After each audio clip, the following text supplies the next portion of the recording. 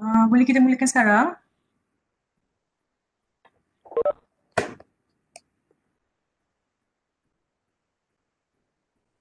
Cik Wan, kita boleh kita start sekarang tak? Saya okey je sebab Dr. Norma yang Oh, ustaz kan. Allah lupa pula. Dr. Norma boleh start sekarang tak?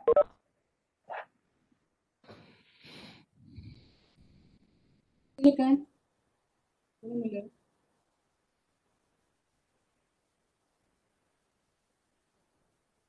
Okay, Assalamualaikum warahmatullahi wabarakatuh dan selamat petang semua. So sebelum kita mulakan majlis petang ni, marilah kita sama-sama bacakan Al-Fatihah untuk supaya perjalanan majlis kita dipermudahkan Allah.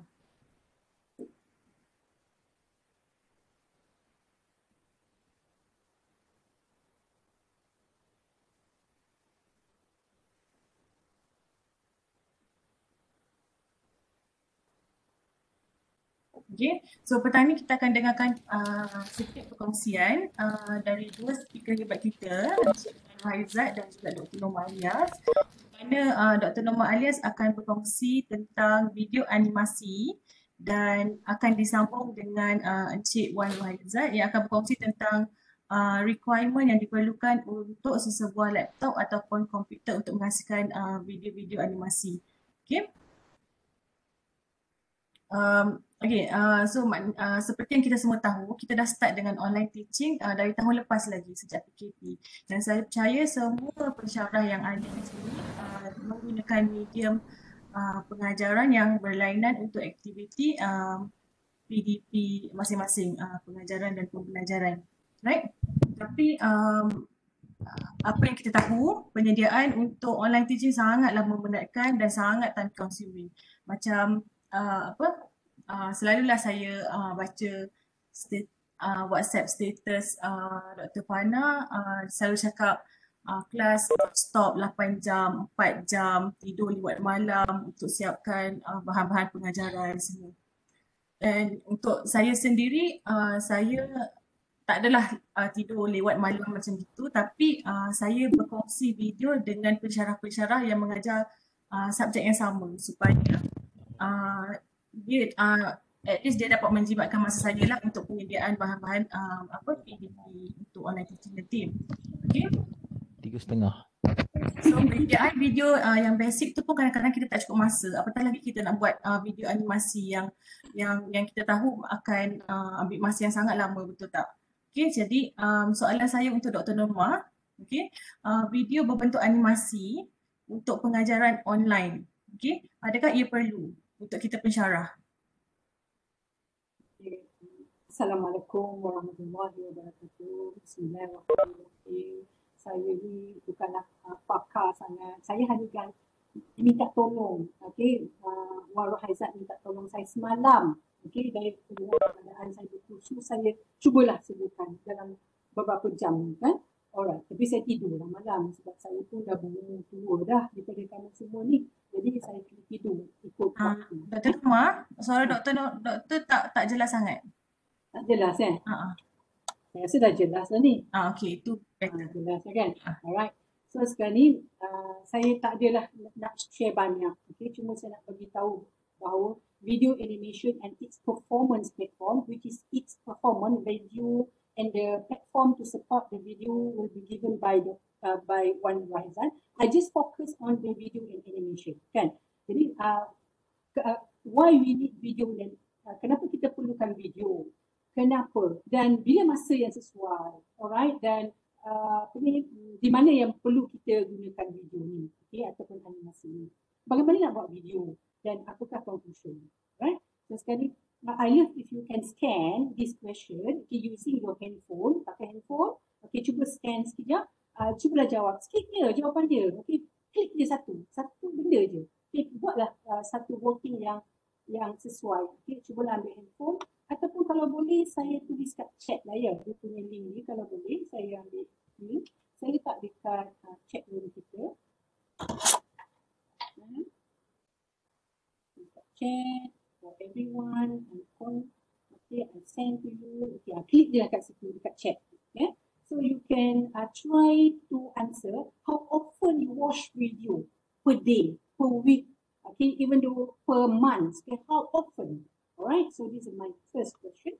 Alright, sementara menunggu tu, boleh klikkan kat situ, jadi saya boleh pergilah slide seterusnya, sementara menunggu tu. Saya dalam masa 1 jam tu, bila Warul Haizat minta saya berceramah, saya cuba buat questionnaire dan hantar pada student. Prof Tahir tolong, Dr. Siti Mariam tolong, okay, Dr. Warul Haizat tolong. Okay. Akhirnya saya dapat 180 respon dalam masa berapa jam yang saya hantar daripada petang semalam sampai hari ini. Student bersetuju sebanyak 93.3%. Okay. Animation dan video adalah satu inovatif pembelajaran. Dekat sini ada foreigner ke? Pensyarah foreigner? Kita dapat tengok sini. Okay. Tak ada atau tak ada dia cakap bahasa Malaysia? Okay. Nak cakap bahasa Inggeris? Tak ada kan? Tak ada foreigner. So, kita lihat kat sini, dalam beberapa jam saya dapat bahawa result the student suka 93.3%. Jadi kiranya student ni agak bersetujulah dengan pandangan-pandangan yang lain. Alright. Bagaimana nak buat video tu, saya rasa memang perit. Pada tahun 2007, 2006, 2004 memang perit. Sebab saya kena buat animation. Bagi setiap conference ataupun seminar, saya terpaksa buat. Jadi bila saya terpaksa buat tu, biasalah kan. Okay, saya terpaksa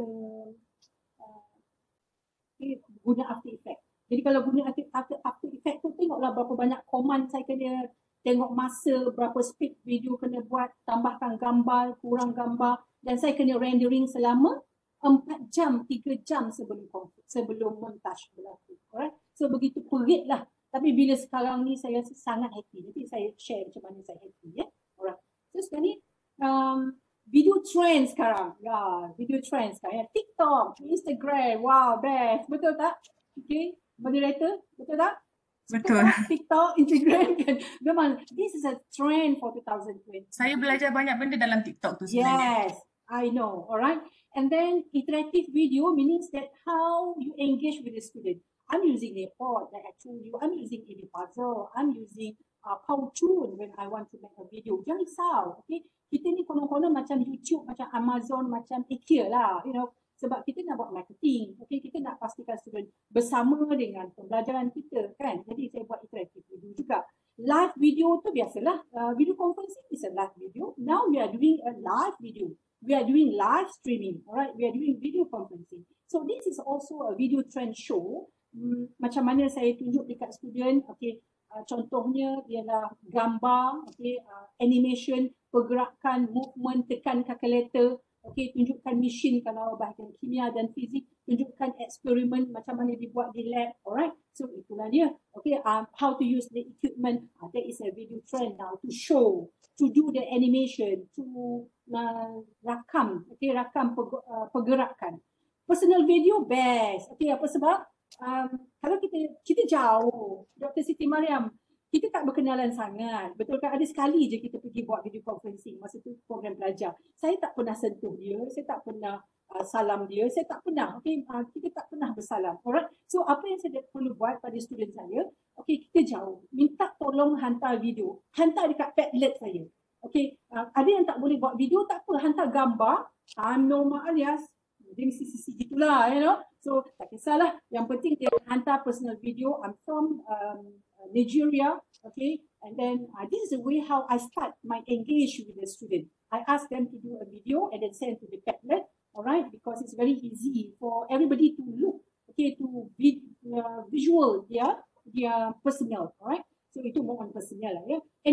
Animation, wow, best, okay.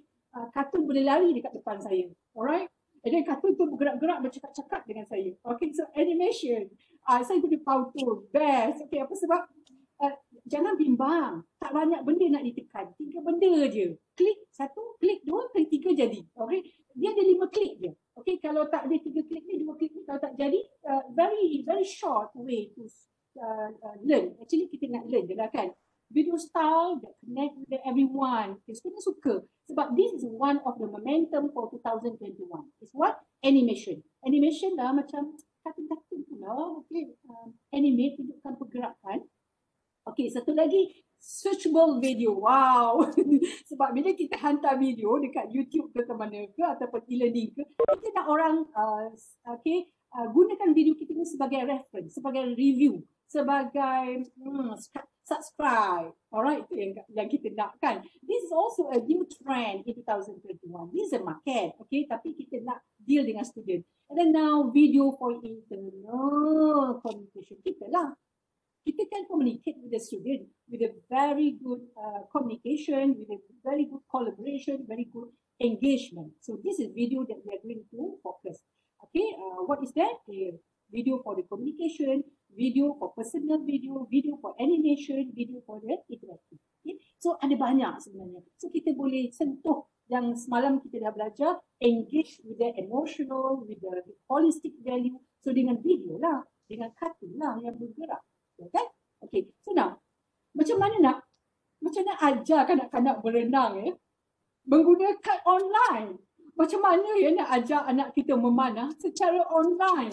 Macam mana nak ajar main gitar, okay, atau main piano secara online? Oh, semalam macam mana Puan Tahir mengajar saya anak-anak dia buat ballet ke, buat apa-apa ke secara online? Oh, bukan senang. Dan macam mana guru sukan nak mengajar teknik jarak jauh ataupun lompat jauh yang secara online? Itulah dia video, itulah animation, itulah dia teknologi. Okay? Jadi semuanya akan berlaku.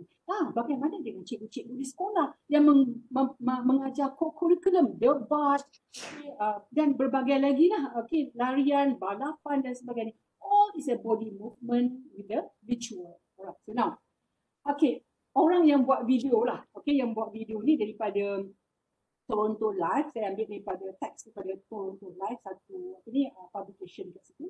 Okay, dia tulis situ, our video getting 3 times the view after COVID. Wow, maksudnya betul. Dulu saya ni bila letak video orang tak tengok. Okay, bila saya letak video, suka-suka buat video kan, orang tak tengok. Tapi sekarang ni bila letak video je, doktor boleh tak section lain tengok pengajaran doktor?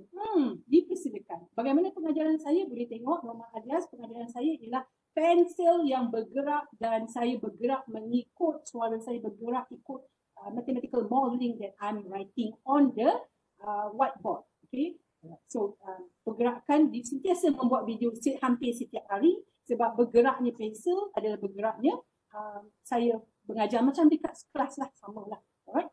Okay, now Powtoon. Powtoon ada berapa? Ada 1 million free access. Okay, including library, audio, animation, graphical. Audio tu suara sajalah. Alright. Maksudnya kalau tak ada page, okay, macam mana kita nak dubbing, macam apa presentation saya awal, okay, slide saya terlupa nak gerak tapi suara saya bergerak, saya boleh edit di situ. Alright, so Powtoon is one of the tools to make a cartoon. Most of the advertisement in the okay, published now, they are using Powtoon. Okay, alright, so now in California dia nak buat research dah. What happened to the school program, okay, using video ni, okay, how impact to the student before, during and after COVID. Okay, boleh dapat, okay, apa-apa malu balas di situ, bacalah, okay, there is a collaboration, okay, video was a collaboration, engage with the student, okay, before and after. I'm going to tell you the next slide, yeah.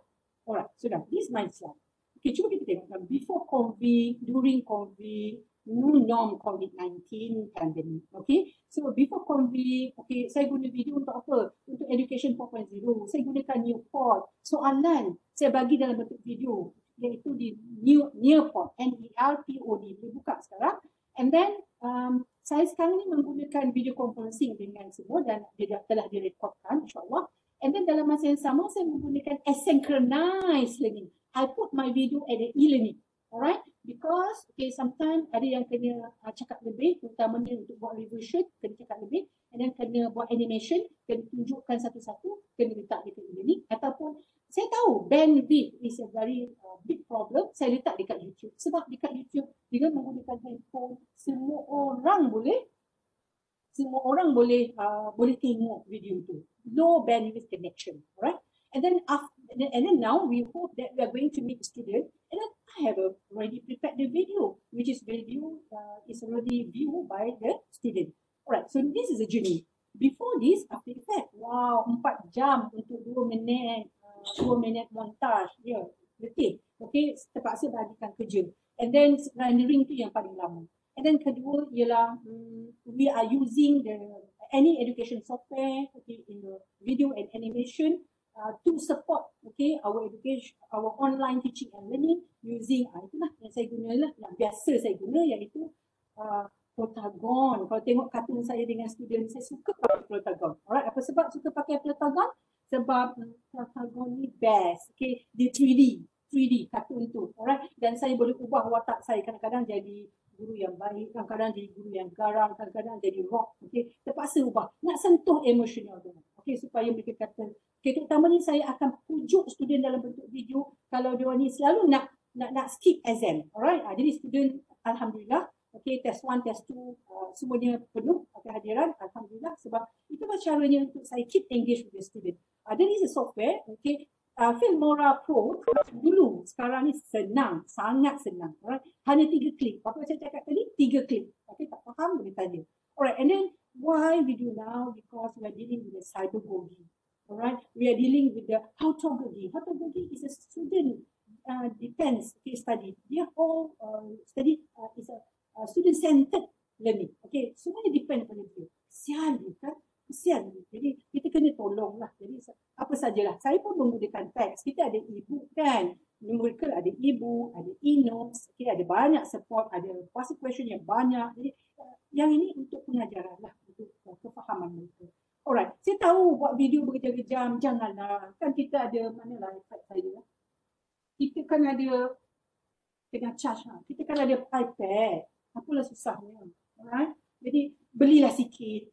Kata nanti kita bincang dengan Wan. Berapa harga dia yang paling minimum. Alright.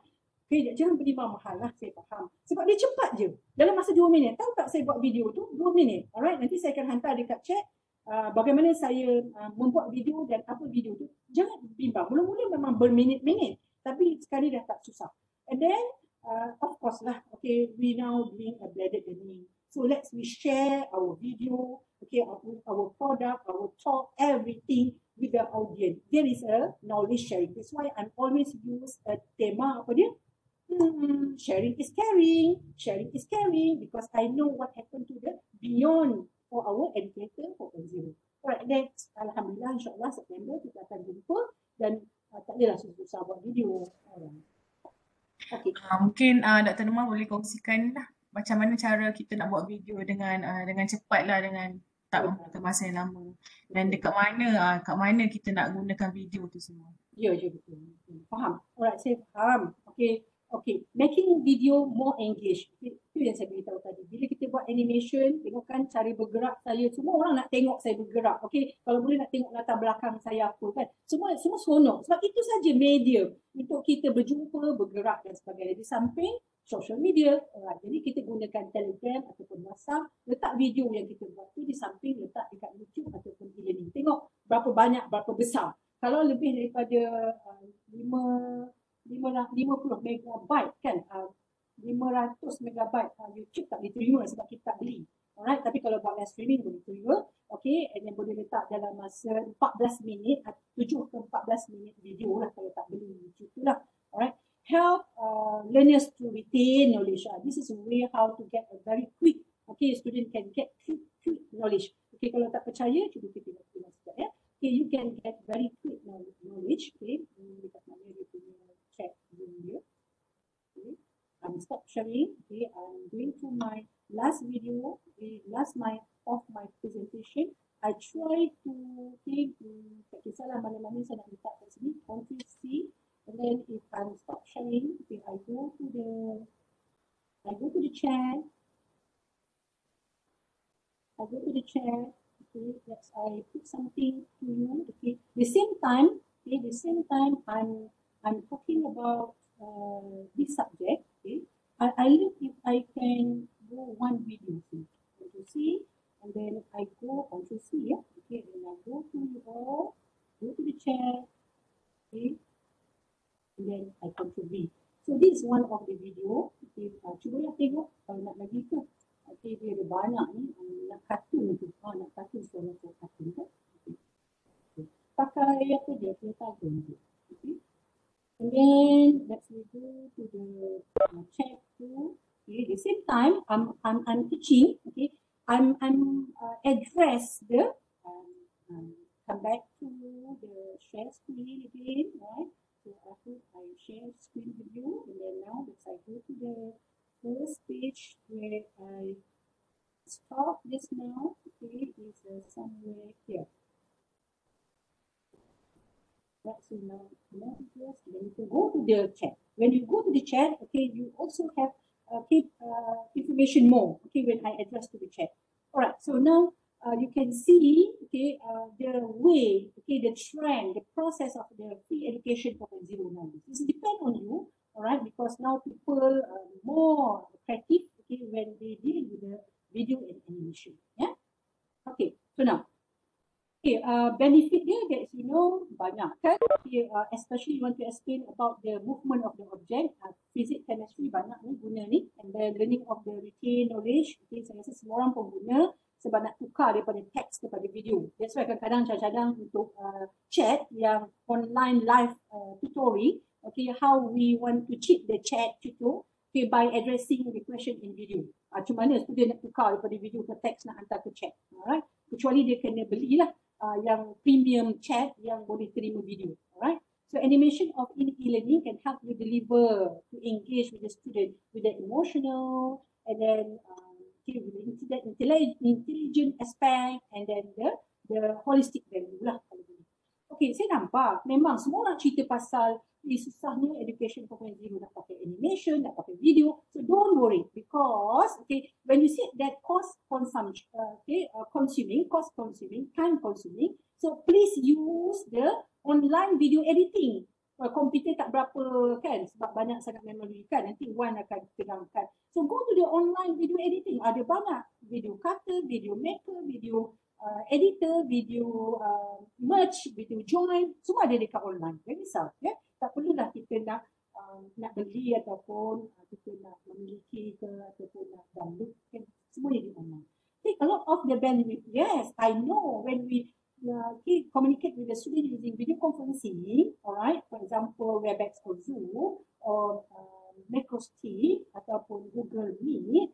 So apa yang kita buat untuk video animation yang berat lebih daripada 15 minit, okay, boleh hantar ke YouTube ataupun buat streaming, alright, ataupun hantar dekat e-learning. E-learning pun tak boleh terima banyak-banyak kan, lebih daripada saya 50 megabyte, 500 megabyte, 500 megabyte, right, that's it.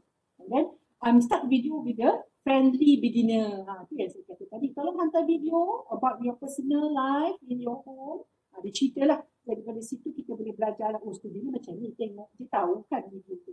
And then the advantages banyak lah. Okay, sebab this is a trend for 2021. Alright, boleh baca sendiri lah. Alright, nanti kan kalau saya bacakan, ingat dia enforcement. Dia bukan enforcement, tapi menjadi lebih menarik. Boleh nanti kita tunjukkan video-video yang menarik, yang mana saya mampu buat lah. Okay? How effective when you use animation video in e-learning? Wow, you can attract the student emotion, right? You can more, okay, comprehend to the course what you are doing. It means that you are learning, okay, you are teaching effectively, alright? And then focus on your animation in one topic. Jadi maksudnya janganlah buat video banyak-banyak. Macam satu kali buat video, satu video cukup lah. Tak usahlah nak letak banyak video. Nanti student pun dah banyak nanti kan. Jadi video tu is more on the attraction lah. Attraction, ya. So jangan sampai distracting ataupun confusing student. Banyak sangat video, banyak sangat information nak letak dalam tu kan. Alright, so now empower your learners to control animation video. Alright, so this is your objective lah, learning objective. Alright, and then support your visual graphic with relevant audio. Wow, cuba tengok. Kalau saya rasa group saya kan tengok kan, bila saya hantar video mesti ada muzik. Macam mana saya buat? Okay, sebab contohnya bila exam kita nak student hantar peperiksaan dalam masa yang cepat, okay, masa yang sama. So kita videokan. Saya gunakan screencast. Masa guna screencast tu saya letakkan music. Okay, saya letakkan ada music kat situ. Sebab student saya berbagai kaum, berbagai budaya, saya terpaksa guna. Kalau tahun baru Cina exam tu saya guna. Kalau lagu Kong Hee Fat Chai, kalau foreigner tu ramai sangat orang Arab, saya guna lagu bahasa Arab. Jadi kalau tengok student saya tu, video yang saya bagi tu macam-macam lagu. Alright, ikut budaya mereka. Tapi sebenarnya saya ni dah tua, saya sukalah lagu-lagu lama.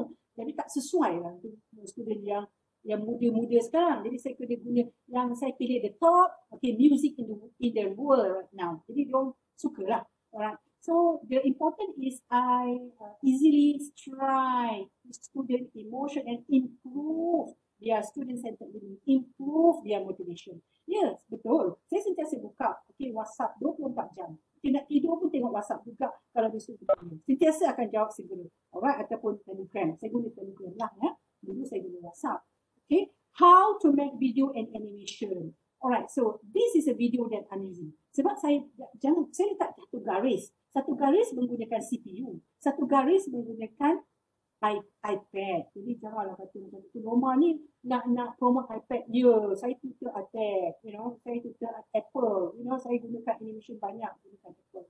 Sebab saya dah tahu beza. Saya letih buat montage. Kalau conference dia saya, kalau kat Ibisina tu, kalau nak suruh buat montage ataupun buat apa-apa documentation, semuanya saya terpaksa pakai After Effects sebab dia effect dia bagus. Tapi saya letih lah sebab banyak icon kat situ. Tapi sekarang ni saya seronok explore. Okay, saya gunakan InShot, baru ni ada Dr. Fada kata, macam mana buat edit video conferencing Educator 4.0 ataupun free last year, saya pakai ni lah.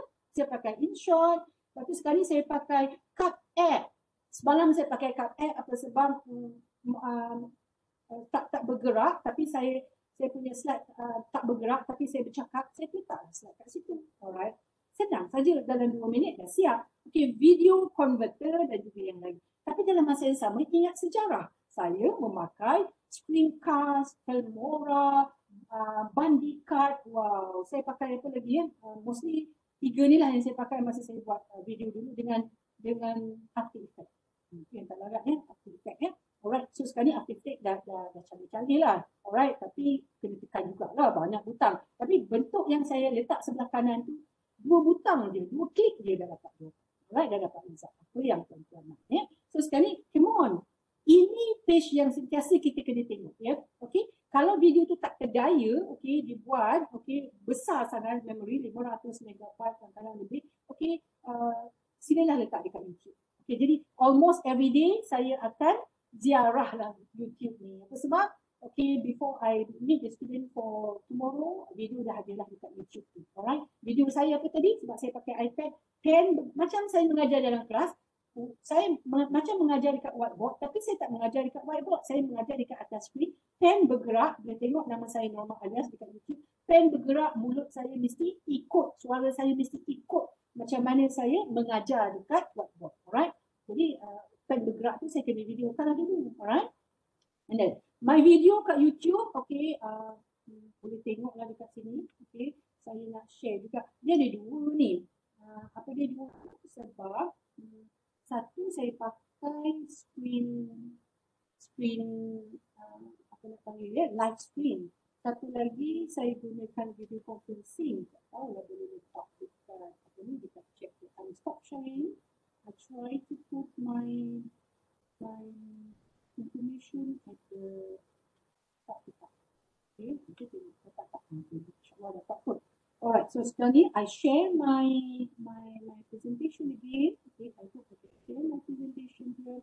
Right, so saya ada 2. Satu video yang buat, ya sebab saya kan selalu buat live streaming dengan student. And then saya selalu juga buat video conferencing. Okay, dan 2 tu saya letak dekat 2 account video lah. Sebab kalau 2 tu letak sama-sama nanti kita tak bayar kan YouTube. Jadi tahu je lah kan.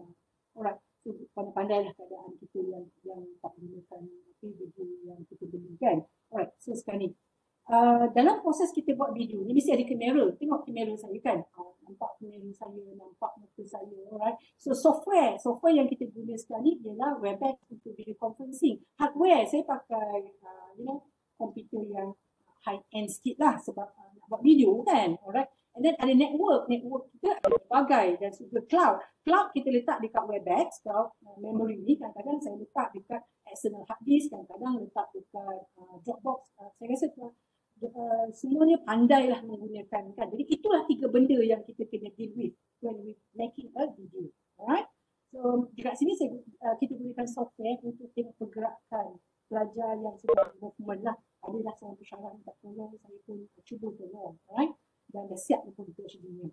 Okay, so sekali saya mungkin Wan akan terangkan ada 2, okay, satu menggunakan CPU, kita memang dah pakar guna CPU, tapi kita ada iPad Pro lah. Jadi semua, bukan saya nak promote, tapi kerja 2 jam boleh jadi 2 minit. Kerja 5 minit boleh jadi dalam mungkin 2 minit. Okay, ataupun kerja dalam 1 jam boleh jadi dalam 3 minit. Okay, buat kartun tu memang mudah saja. Pakai hanya dalam 2 minit saja. Rakam dia semua. Alright. Okay, so now, so this is an important video, okay, that I'm using, okay, I'm express in my YouTube, boleh tengok dekat YouTube saya, agak aktif, almost macam kalau kelas tu everyday, kalau tak kelas macam ni, almost once a week lah, alright, at least when somebody invite me to talk, so I upload at the YouTube, alright, itu this way lah I'm doing. Okay, so now, my e-learning, okay, lupa nak share, tengoklah, boleh share dekat ni. I stop sharing. If I on my stop sharing, share video kan. Okay. If I can share my video tu, okay, ini adalah e-learning saya lah. Tak ada muzik lah letak sebab saya nak cakap ni. Kalau saya letak muzik kan tak dengar pula saya cakap. Okay, jadi kalau tengok kat sini, mostly kalau tengok kat e-learning saya, satu subjek saja semester lepas. Saya suka guna YouTube kan, nampak kan? Saya suka guna PDF file, and then saya suka guna database, iaitu letakkan video, uploadkan video dekat e-learning. Tapi slow. Okay, nampak tu saya letakkan zip file dekat situ, and then saya gunakan juga, ini jenis data yang saya nak presentkan di sini, iaitu beberapa soalan saya tanya dekat sini juga dalam bentuk forum pun saya guna. Okay, nampak tu saya uploadkan video, nanti saya stopkan sekejap. Saya uploadkan video 1, video 2, video 3 adalah sebabnya tu. Tak sempat nak letakkan YouTube sebab dia ada strategi dia. Apa dia? Pertama kita kena cut-cutkan video tu. Dia mesti 15 minit kan. And then sebab kita tak buat streaming. Kalau streaming 1 jam, 2 jam pun boleh kan. So kena cutkan. Jadi macam saya letak semula kepada e-learning. Alright. Dan seterusnya, biasalah itulah yang data-data base yang saya gunakan mostly blended lah. Kita panggil blended. Semua ada lah dekat situ. Alright. So sekarang I'm stop sharing. Okay, I go to the my slide. Okay, where is my slide? Okay, this is my slide. I'm sharing my slide. Okay, so you can see my video. My video at e-learning. You can see, alright, because almost every day lah sebenarnya. Sebab kita pakai iPad kan. Saya rasa ni macam macam ni lah. Kita kelas pukul 8, saya rasa pukul 6 tu saya dah, lepas subuh tu saya dah start lah buat video. Sekejap je, saya tulis je okay, apa yang saya nak cakap. Lepas tu saya tulis dan saya paparkan video tu dalam masa yang sama saya ikut tulisan saya semula. Alright? Ataupun saya menulis dekat atas nota pun boleh. Tapi usually tulisan saya tak cantik kalau saya tulis macam tu on the spot. Sebab print screen tu kan dia licin kan, whiteboard tu kan licin. Jadi saya rakamkan dulu. Alright? Alright, so now what is my conclusion? My conclusion, okay, I would say that making video or animation is important to nowadays. You can see my questionnaire, just a few hours I sent to the student. Dr. Tahir pun tolong, okay, Dr. Siti Mariam pun tolong, Wan Wahizat pun tolong. Okay, how many percent? More than 90%. Okay, love to use video. Tapi janganlah gini, besok video, hari ni video. Jadi bukan video pengajaran tau, video something yang macam sangat minta mereka berfikir berat pula. Saya ni video pengajaran. Okay, video pengajaran saya kadang-kadang saya selitkan dengan video-video lain. Alright? So video and animation is very important. When you want to explain something movement, alright, something which is deal with the process tu kena tunjuk lah ya. And then asynchronous nature.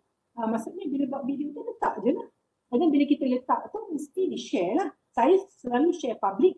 Okay, because this is a knowledge sharing. This is very good for the educational environment. So I always put as a public visual subject to be understand. Okay, better understand in educational in animation. So visualization tu penting. Okay, what is the when you go for the machine learning whatever, visualization is very important. When how you visual your data, okay, how you visual your process, how you run your experiment, how you refer to the machine, itu very important. Alright. So semua kata nak buat video macam mana, software tak ada. So sekali don't worry. So many video maker, editing, modification of the video, join video. Okay, kadang-kadang tak tergaya juga nak bercakap kan dalam masa tu kan. Jadi maksudnya tiba-tiba tersalah pula, nak ganggu. So kena cut video and then combine balik semula. So many tools in the search bar. Go and find what is the keywords that you want to express there, and then go. And then this only a few steps. Jangan bimbang. Just open your mind and then accept the way how people making video now. Very simple. Okay, tak macam dulu saya boleh tahu tahun 2004, 2005, 2006, 2007 sangat orang ramai suruh saya buat sebab nak buat conference, nak buat montage, sangat banyak. Jadi saya buatlah mana kedaya dengan student saya dengan membahagikan kerja. Sekarang ni dah tak susah. Tak ada siapa pun student saya tolong. Saya buat seorang-seorang. And limited control. Kan sebab bila kita tengok software tu, it's limited control. Tak butang 1, butang 2. Tak butang 2, 3, 4 ni tak mungkin. Kalau mungkin 3, 4, mungkin bukan 1, 2. Hanya 5 butang saja, bukan banyak. Ya?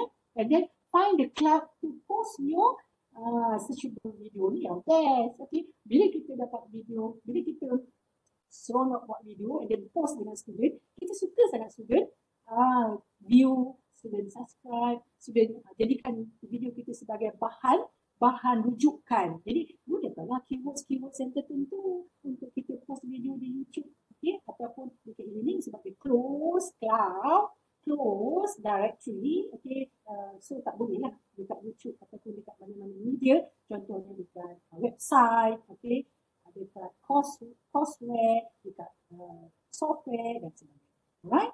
So, saya rasa saya serahlah balik semula kepada pengurusi. Saya hanya terangkan tentang video, tapi kalau perlukan lebih detail, boleh kontak. Ya? Alright. Terima kasih Dr. Norma atas perkongsian. Ada soalan daripada audiens untuk Dr. Norma?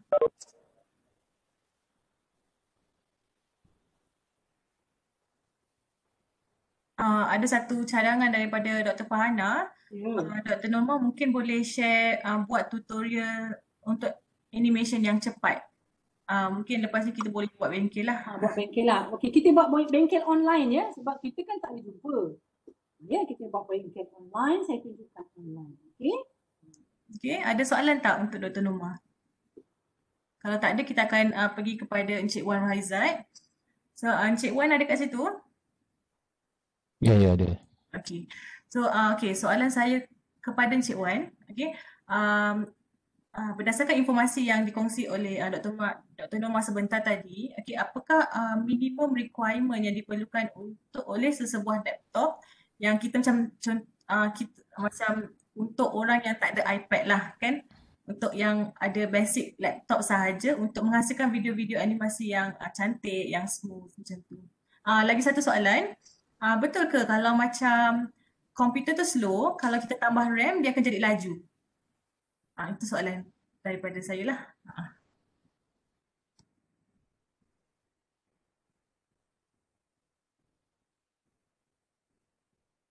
Okey, terima kasih Dr. Siti Maryam atas jemputan. Okay, jadi saya akan bercakap berkenaan dengan prestasi komputer lah, sama ada laptop ataupun personal komputer. Tapi saya tak bercakap pasal mobile lah, mobile, handphone ke iPad ke semua, sebab kebanyakan kita ada laptop ataupun komputer. Tapi tadi ada soalan minimum requirement, kemudian betul ke tambah RAM boleh jadi laju kan? Okey. Satu soalan tu dah ada lah dalam slide ada punya jawapan, tapi satu lagi tu kita akan go through, lepas tu mungkin boleh dapat jawapan. Okey. Okey, jadi pertama sekali lah bila kita tengok kepada laptop, komputer. Okey, macam inilah ini saya tunjuk satu contoh lah, satu laptop yang berharga 2,799, tapi ada dua specification. Ni laptop Acer, jadi kategori murah lah.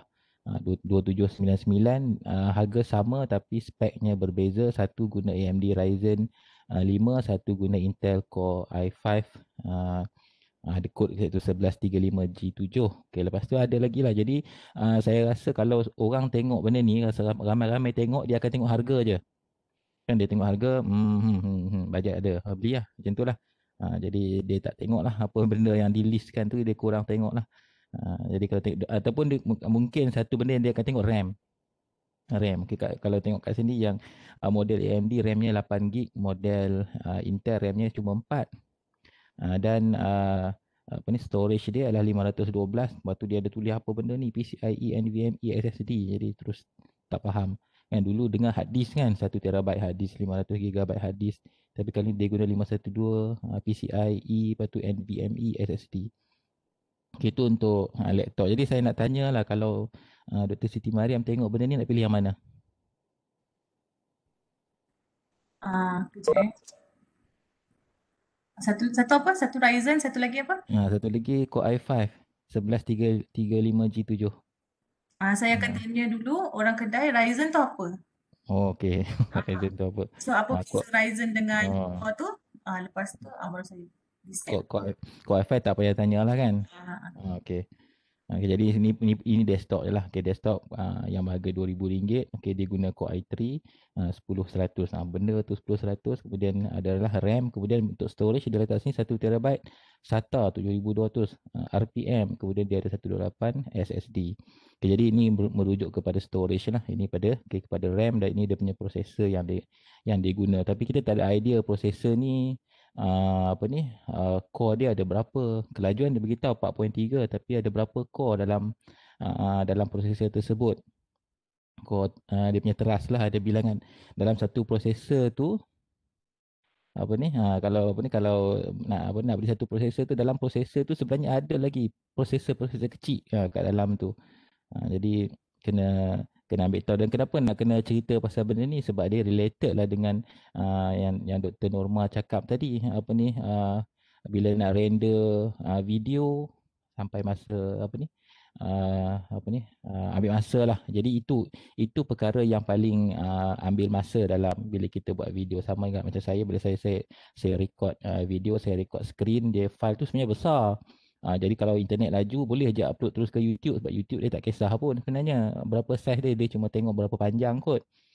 Jadi terpulang pada internet kita. Jadi kalau internet slow, takkan nak upload 1 gig file kan. Jadi kita tak sanggup. Jadi kenalah convert dulu, ataupun tukarkan ke bentuk yang lebih kecil. Tapi saya rasa benda ni dah dicakap kan, dah dikongsi dalam free weeks yang lepas lah. Tapi kalau nak tahu juga, boleh je tanya, sebab saya memang ada software lah untuk mengecilkan video tapi mengekalkan kualiti pada yang agak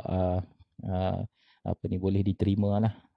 Contohnya macam kalau saya upload file 1 jam, dengan mungkin boring lah student tengok file saya 1 jam kan, 1 jam mengajar, size dia cuma 150, saya tak tahu lah cuma ke tak kan, tapi 150 megabyte, dan dia full HD. Maksudnya boleh nampak lah kita tulis apa-apa semua, dan teks apa semua pun boleh nampak lah. Jadi tak ada blur-blur, tak ada kotak-kotak.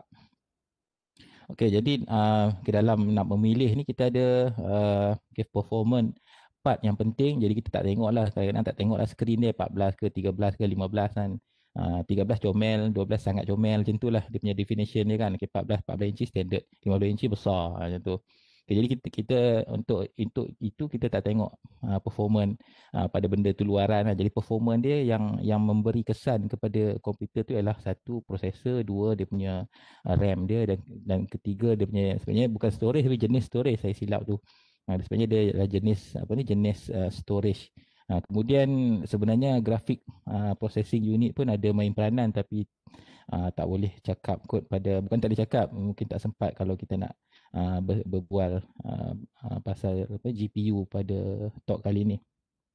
Okay, jadi kalau tengok first processor dululah. Okay, jadi kita tahu dah, mungkin saya tahulah, yang lain tu mungkin sebab tadi pun Dr. Simran cakap Ryzen tu apa kan. Jadi bermaksud AMD tu dia mungkin tak tahulah AMD tu AMD tu apa. Mungkin dia tahu AMD tu ialah tu Academic Management kan, dekat kita punya ATM tu.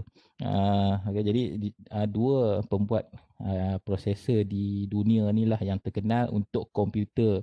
Sebab kalau untuk mobile tu ada lagi tu, contohnya macam sekarang pun Apple dah pakai M1, dah kira dah ada lagi lah, bukannya setakat dua ni je, tapi major CPU ialah Intel dengan AMD, iaitu Advanced Micro Device. Jadi Intel yang popular kita biasa dengar lah, iaitu Core i9, Core i7, Core i5, Core i3, dan sekarang ni Core i3 semua core ni dah masuk ke generasi ke-11. Tapi untuk desktop generasi ke-11 belum rilis, dia akan rilis bulan ni kot, ke bulan depan.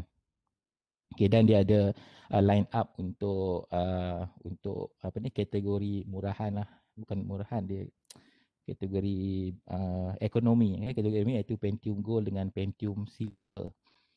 Okay, untuk AMD pula, jadi AMD dia keluarkan prosesor Ryzen 9, Ryzen 7, Ryzen 5, Ryzen 3, dan sekarang ni prosesor Ryzen ni dah masuk ke generasi keempat. Okay, tetapi yang dalam pasaran masih lagi ada kedua-dua generasi lah, generasi ketiga dan generasi keempat, dan dia juga ada line up untuk apa ni, untuk ekonomi punya segmen, iaitu Athlon Gold dengan Athlon Silver. Jadi kenapa nama ni macam sama kan, jadi dia AMD mungkin dia terpaksa lah guna guna nama seperti Intel, sebab dia nak bagi tahu yang kalau nak compare Ryzen 9, compare lah dengan Core i9 tu. Kalau nak compare Ryzen 5, compare lah dengan Core i5. Macam itulah. Dia tak bagi nama lain. Kalau bagi nama lain nanti lagilah orang tak boleh nak compare. Jadi kalau macam Athlon Gold compare dengan Pentium Gold, Athlon Silver compare dengan Pentium Silver. Jadi kenapa tak berapa nak popular, sebab AMD Ryzen first introduce pun bulan Mac 2017. Tapi Intel Core i series ni dah ada kat market sejak tahun 2008 lah. Jadi sebab kita dengar apa ni, kita dah lama lah dengar pasal Intel Core i7 lah kan, yang selalu popular dengan Core i5. Okay, jadi ni bentuk jadi apa bentuk prosesor ni. Okay, inilah bentuk prosesor yang yang ada. Jadi set ni prosesor Ryzen. Jadi AMD memang bentuk dia memang macam tu lah, dia penuh dia punya cover tu. Kalau Intel memang inilah bentuk dia. Okay, tapi kita tak nampak prosesor ni dekat komputer sebab dia akan tutup dengan heatsink dengan kipas. Kalau kita nampak kipas yang paling besar prosesor berada di bawah tu. Okay, jadi kat mana letak? Ni lah dia punya slot prosesor. Jadi untuk laptop nantilah kalau nak tahulah. Okay, jadi biasanya macam tu lah. Jadi prosesor berada di bawah. Kalau kita nampak satu kipas yang besar, jadi prosesor ada kat bawah tu. Okay, jadi tadi saya bagi tahu yang Intel ni dah ada sampai generasi ke-10, generasi 11. Macam mana kita nak nak mengenal pasti generasi prosesor. Okay, jadi kalau pada Intel ni mudah sikit sebab kita just tengok pada nombor depan dia je.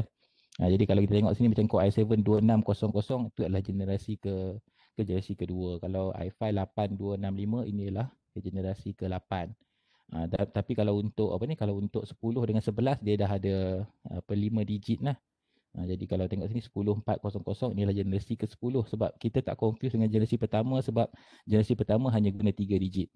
Jadi kalau kita tengok sini Core i3 380, jadi inilah generasi yang pertama lah, yang dilancarkan tahun 2008 dulu. Okay, jadi macam mana pula dengan AMD Ryzen? Okay, AMD Ryzen ni terpaksa saya guna link luar.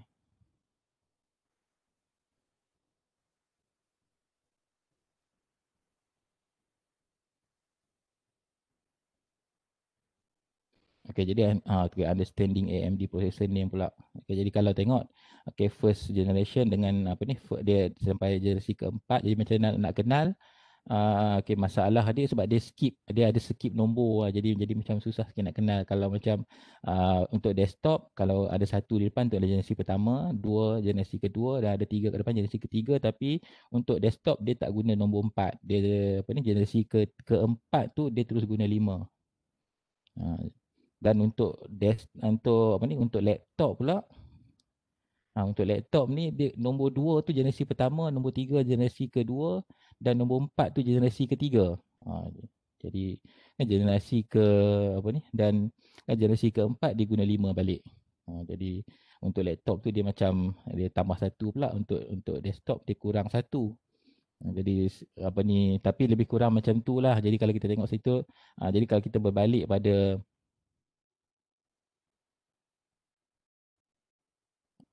berbalik pada spek yang saya tunjuk tadi kan, Ryzen 5 4500 kan, dia sebenarnya adalah generasi ketiga.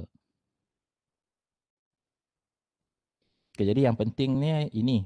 Penting kena jadi apakah itu CPU core dengan thread. Jadi kita cuma tahu nama tapi kita tak tahu pun berapa bilangan core kat dalam tu, apa dia thread. Okay, jadi kalau tengok sini CPU core is a CPU processor. Macam apa benda tu, maksudnya apa ni, processor tu dia ada lagi processor kat dalam tu. Jadi kalau kita dengar dual core processor, maksudnya dalam processor tu dia ada dual core, maksudnya ada dua compute unit lah. Okay, dua kerja lah dia boleh buat. Tapi jadi kalau macam quad core, okay, ada 4. Okay, dan berikutnya kalau 6 core, 8 core, jadi dia ada, itulah bilangan core. Kemudian ada lagi satu thread. Threads ni dia punya bilangan pecahan kerja yang satu core tu boleh buat secara secara kasar, bukan secara boleh senang faham lah. Maksudnya kalau lah satu core tu dia cuma sebab komputer ni dia bekerja, dia ikut queue. Dia dapat data semua kena queue. Jadi kalau satu core tu dia punya kerja dia cuma 45%, kemudian dia ada satu kerja baru. Kalau prosesor tu dia cuma satu thread, walaupun CPU usage dia 45, dia tak boleh buat lagi kerja baru tu, sebab kerja baru tu dia kena queue. Tapi disebabkan kerja baru tu mungkin dia perlukan 30% je daripada CPU.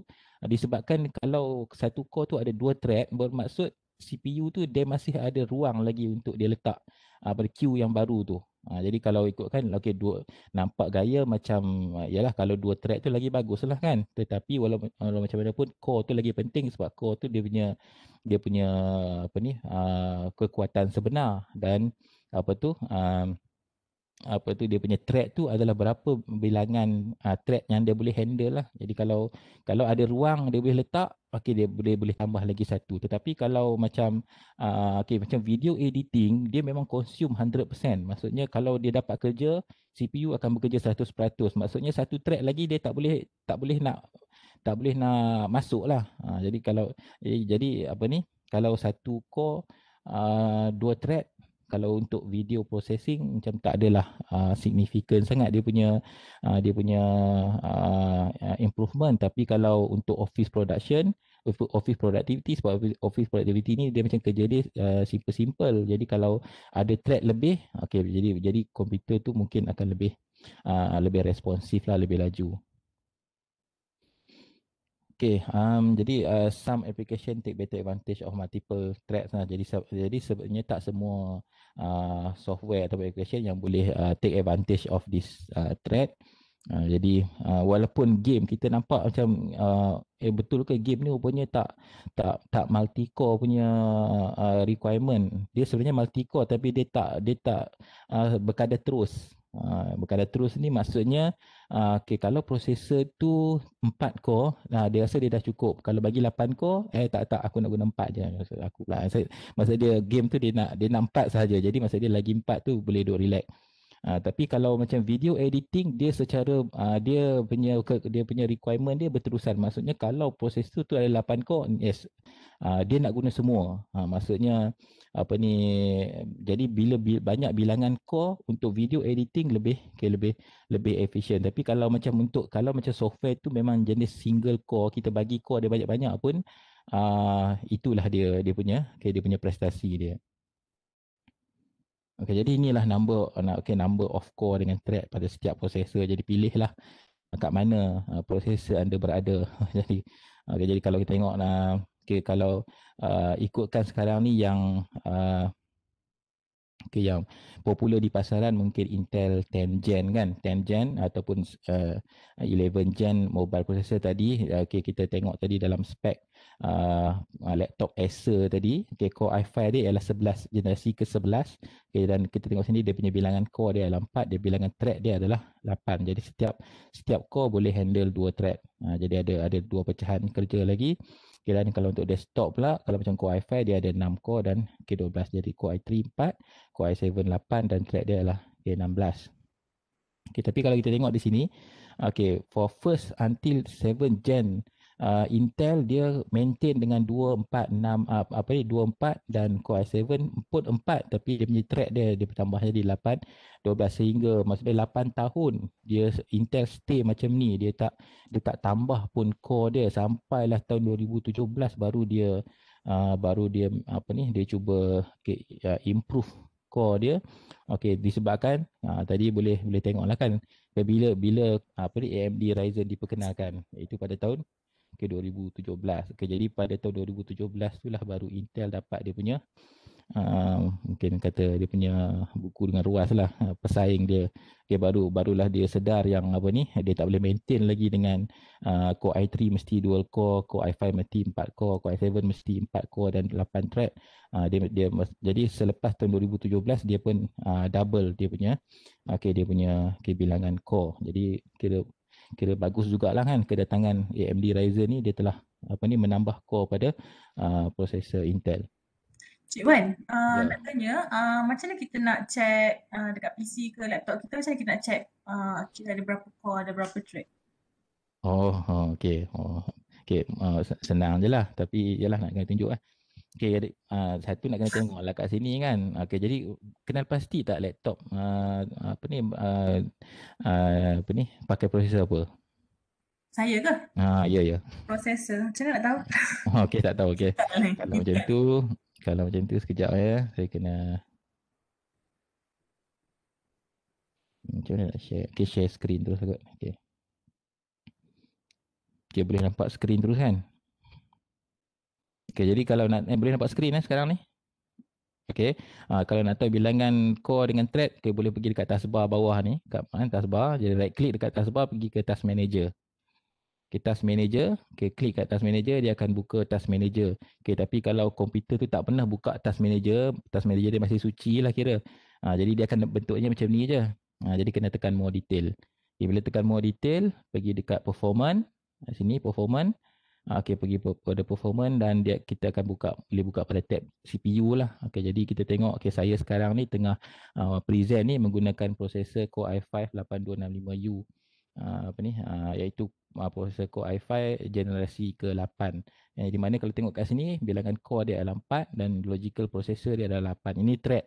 Maksudnya thread per core adalah 2 lah. Jadi satu ada 4 core dan disebabkan ada 2 thread, jadi logical processor, maksudnya walaupun ada 4 core tapi komputer ni faham dia macam 8 lah pada logical processor, sebab dia boleh buat walaupun 4 core tapi kita boleh bagi dia 8 kerja. Tapi walau macam mana pun satu core ni dia ada limitation dia lah, maksudnya kalau satu thread dah pakai 100%, lagi satu thread tak boleh masuk queue lah. Tapi kalau satu thread tu, yang saya cakap tadi, kalau masih dia menggunakan 30, jadi satu thread lagi boleh masuk boleh masuk queue. Jadi daripada task manager ni juga kita boleh tengok lah semua apa yang kita ada dekat kita punya komputer, memori kan. Tapi saya tak mau tunjuk lagi sebab tak masuk lagi memori.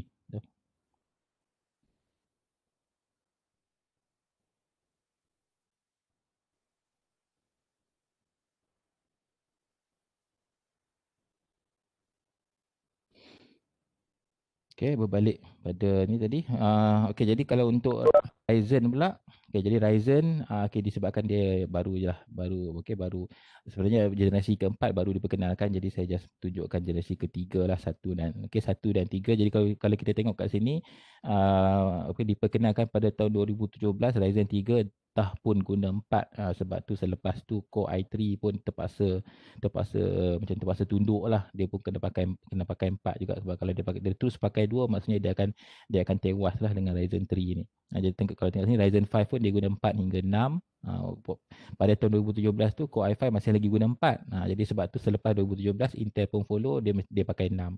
Jadi Ryzen 7 dia terus pakai 8 8 core. Jadi i7 masa tu terkejut lah. Sebab dia masih bagi 4. Jadi sebab tu lepas tu Intel pun tambah thread. Tambah core kepada Core i7. Jadi sebab tu kalau kita nak cerita pasal prosesor Intel ni, kita kalau boleh kita cari generasi ke-8 dan ke atas. Jadi kalau kita tengok dalam BYOD pun dia punya minimum spec yang CICT letak, kena beli prosesor Intel generasi ke-8 dan ke atas lah. Jadi sebab dia punya significant improvement dia tu agak banyak lah. Dan sebenarnya kalau saya nak cerita pasal performance improve daripada generasi ke-1 hingga generasi ke-7, sebenarnya setiap generasi tu dia punya performance improve tak sampai 10% pun. Maksudnya kalau kita nak compare generasi kedua dengan generasi ketiga, dia punya beza dia, saya tak silap saya dalam 9%. Kemudian kalau kita nak compare generasi ketiga dengan generasi keempat pun sama, macam 9, 7%. Jadi kalau kita move prosesor Intel daripada generasi kedua sampai generasi ke-7, tak sampai 100% pun beza dia, walaupun generasi tu dah banyak beza. Tapi jadi kita katakan jadi generasi kedua sehingga generasi ke-7 sama. Kenapa generasi pertama saya tak masukkan? Mungkin pada waktu Intel perkenalkan first generation, dia punya prosesor dia agak macam boleh diperbaiki lah. Jadi dia banyak perbaiki pada generasi kedua. Jadi beza generasi 1 dengan generasi kedua tu agak banyak lah. Jadi dia cerita pasal prosesor pula kan. Sebenarnya saya nak cerita pasal ni single core dual core ni. Jadi apa yang banyak guna single core dengan dual core ni adalah office productivity software, internet browsing. Dan jadi 4 and more core. Jadi kita tengok sini bawah tu dia dah pergi ke foto, video editing software, 3D modeling and rendering software. Ni rendering yang tadi Dr. Norma duk cakap tadi. Render video kan, video. Jadi dia mesti nak bukan dia mesti nak, kalau dia dapat core lebih, dia terus pakai, dia terus utilize.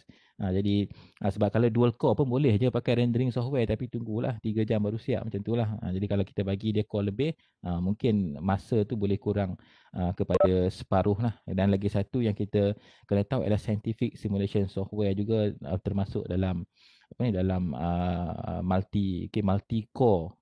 Sebab tu Dr. Norma pun dia banyak pasal paralel komputer apa semua kan, dia gabungkan banyak komputer untuk nak dapatkan dia punya kuasa prosesor tu. Jadi lebih tinggi core untuk prosesor tu. Jadi ke scientific simulation software ni macam mungkin MATLAB ke apa tu, semua tu agak membantulah.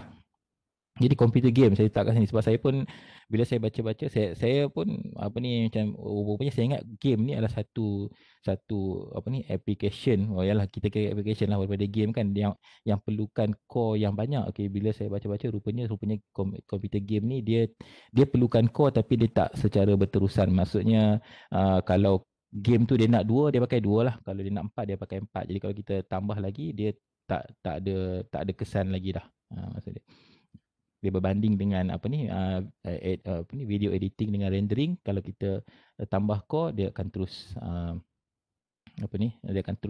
cepat lah. Jadi ini saya cari-cari lah dalam internet perbandingan antara dua laptop tadi ni.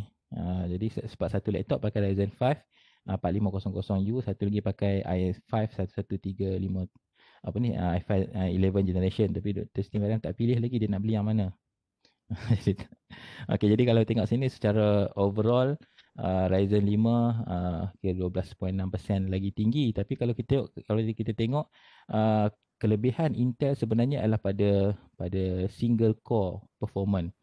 Sebab tu kalau kita pakai komputer yang based on Intel, kita punya office productivity kita rasa macam laju lah.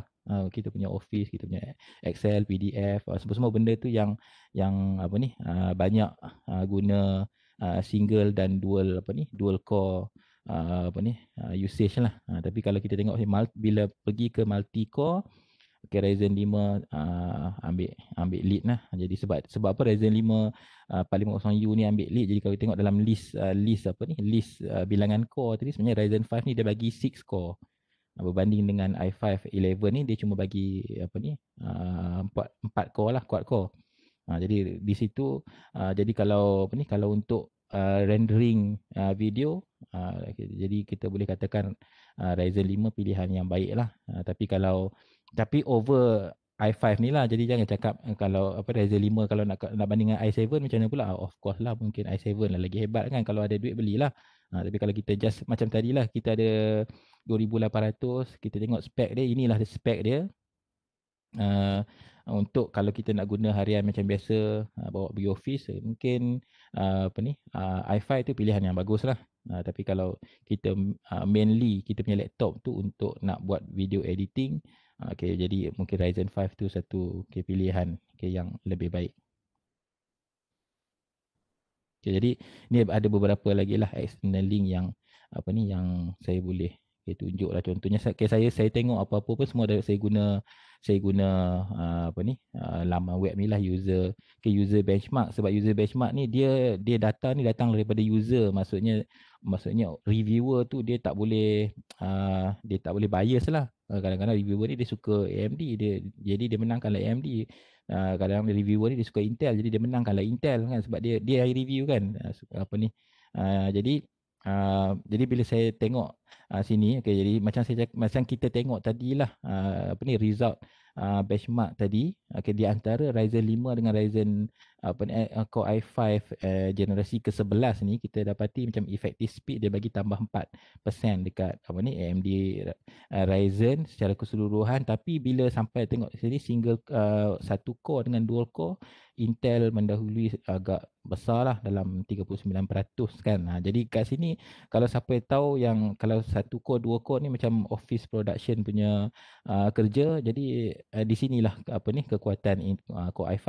Tapi bila sampai tengok pada 4 core 8 core, di sini kerja berat lah, kerja berat. Jadi Ryzen 5 menang lah. Jadi kalau kita tengok kat sini pun dia macam bagi indikator macam desktop 73, kalau macam dekat core i5 dia bagi 82 markah tu kan. Maksud dia kalau desktop ni maksudnya kegunaan harian lah, kegunaan harian, jadi dia pilih Intel. Tapi kalau tengok sini gaming, dia dah masuk Ryzen 5 dia agak tinggi, dan workstation ni macam dia kerja yang berat lah. Kerja yang berat pun dapat dekat Ryzen. Jadi saya selalu macam tengok-tengok lah dekat sini, saya masukkannya lah. Saya nak compare apa-apa dengan apa-apa, jadi saya just masukkan. Jadi contohnya macam kalau nak tahu core i7, saya masuklah sini i7, jadi ada list kat sini, jadi saya boleh pilih lah. Saya tak share lah. Alamak, tak ada ni.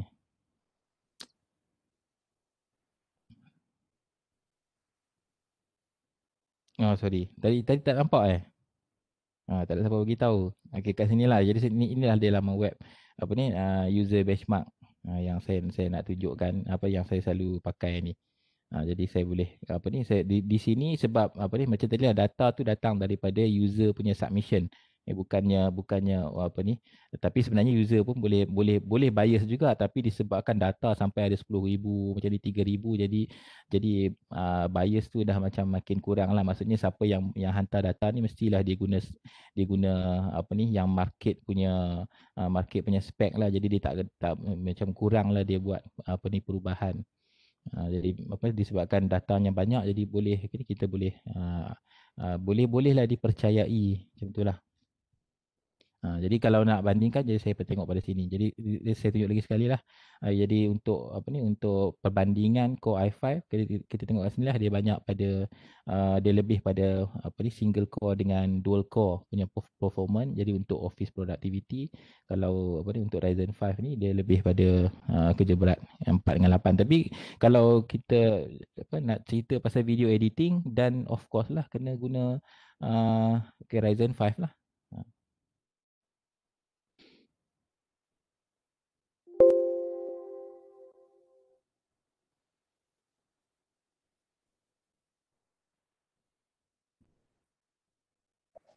Cik Wan, maksudnya kalau macam kita tak ada iPad ke apa ke, kita ada laptop biasa dengan Core i5 contohnya. Boleh Hmm. tak meet the requirement lah maksudnya. Boleh, requirement tu boleh, cuma macam tadi sebab kita belum beli lagi ni, kalau dah beli tak boleh buat apa lah kan. Kalau kita tahu bilangan prosesor kita ada 4 core, ada apa ni, bilangan core ada 4, macam tadi kita check proses kita ada berapa core kan, dah bukannya boleh tukar pun, kita boleh check ajalah. Tapi still boleh, requirement untuk pada saya Core i3 pun dah boleh guna, untuk macam Ryzen 3 pun dah boleh guna untuk buat video rendering. Cuma kita kena tahulah yang Core i3 4 core, Core i5 untuk desktop, saya ambil contoh untuk desktop, Core i5 6 core. Jadi secara pengiraan kasar mestilah Core i5 akan apa ni, akan finish kita dia punya rendering tu dalam 33 25% ke 33% lebih laju lah daripada Core i3. Okey, sama jugalah macam Ryzen 3 dengan Ryzen 5.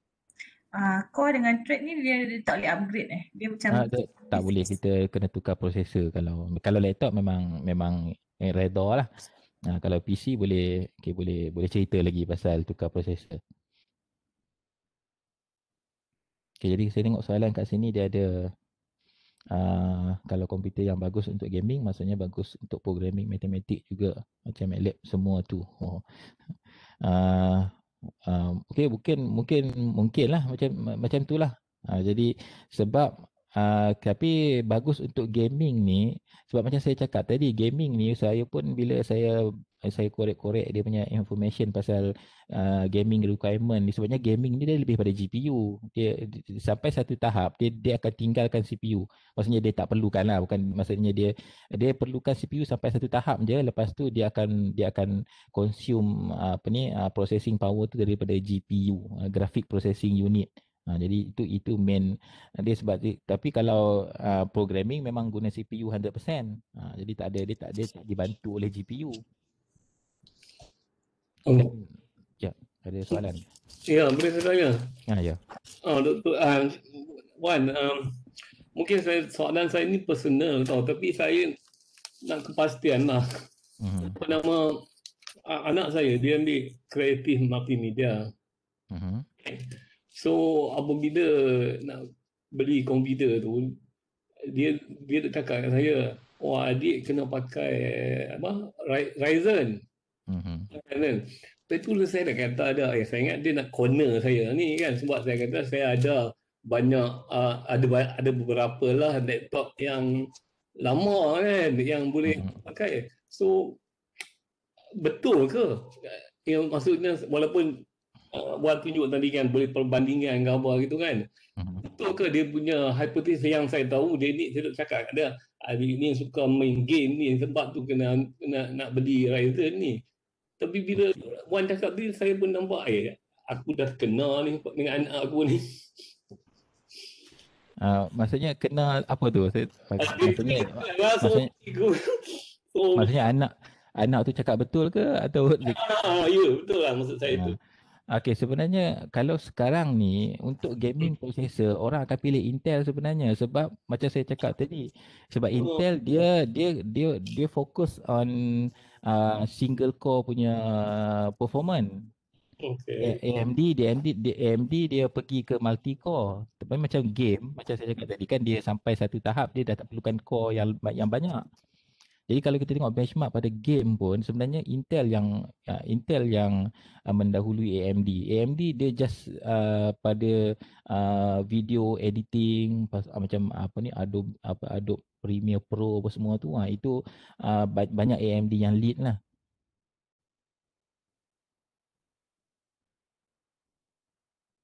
Okey.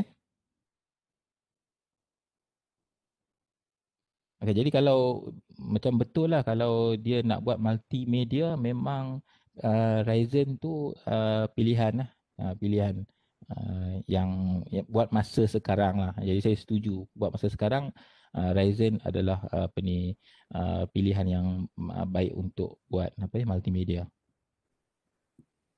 Okay, tapi sorry. Terima kasih, Wan. Tapi walau macam mana pun tidaklah kata Intel tu macam tadi kita tengok jadi Intel apa ni kurang sikit je pun kan. Jadi maksudnya apa ni maksudnya bukanlah teruk sangat. Jadi dia kalah sikit je. Okey, terima kasih Muan. Okey. Cik Wan ada soalan daripada Dr. Fuada. Mana bagus, laptop ke desktop? Semestinya desktop lah kalau kita tak mobile, desktop lebih bagus lah sebab kalau kita tengok tadi bilangan core pada setiap prosesor untuk mobile dengan desktop lain kan. Kita tengok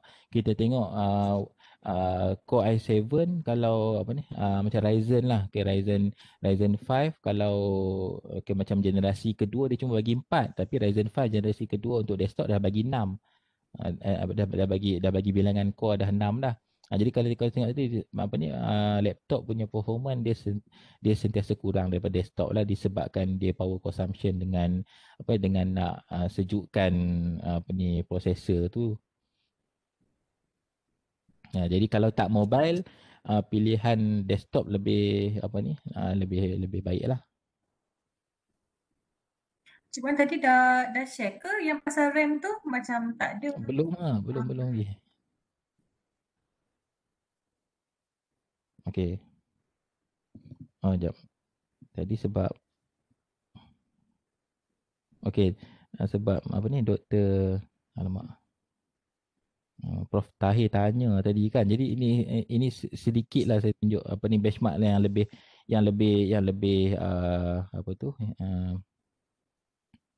yang lebih menyeluruh sikit lah. Mana dia? Saya lupa share konten lagi. Okey ni, tengok pada ni multi thread. Multi thread ni maksudnya penggunaan kuasa sepenuhnya lah. Penggunaan core sepenuhnya kalau kita tengok yang atas Ryzen 7 macam ni Core i9 ni patutnya bukan tempat dia lah sebab dia 9 kan.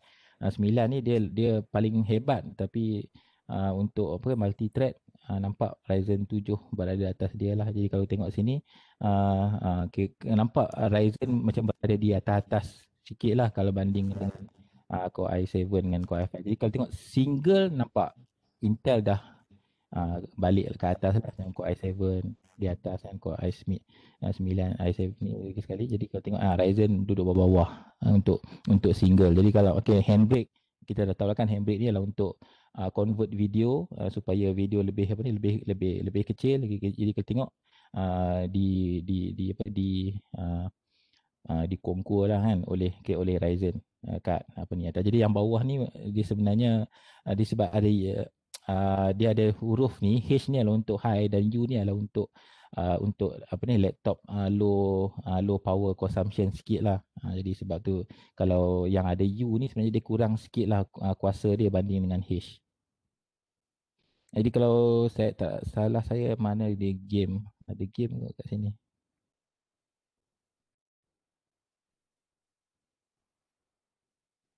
Okay, nampak gaming pro nampak kalau gaming performance tak baik. Kita tengok clearly Core i7 ada kat atas. Okey. Okay. Thank you.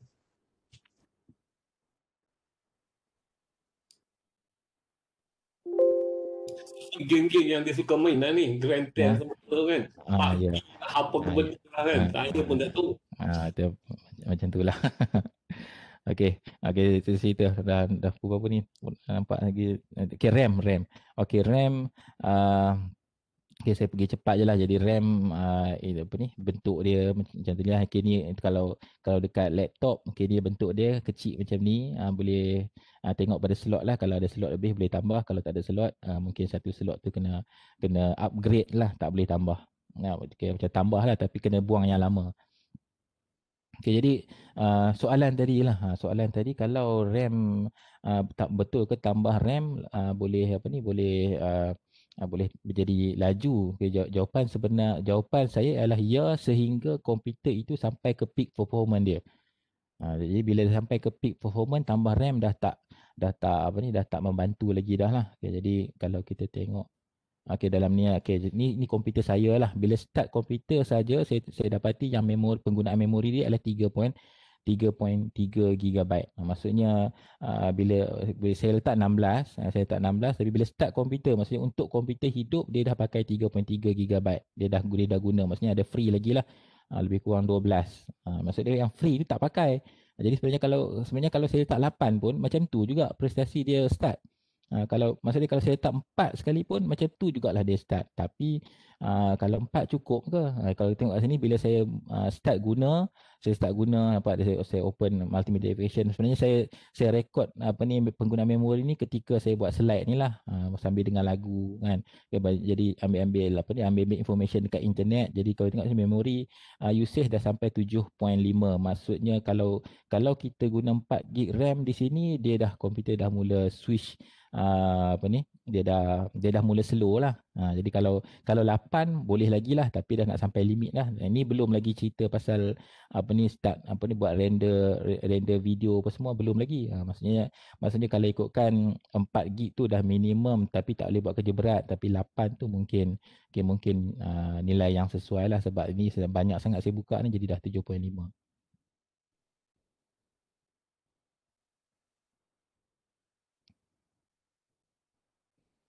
Okey, jadi cuba tengok saya boleh buka.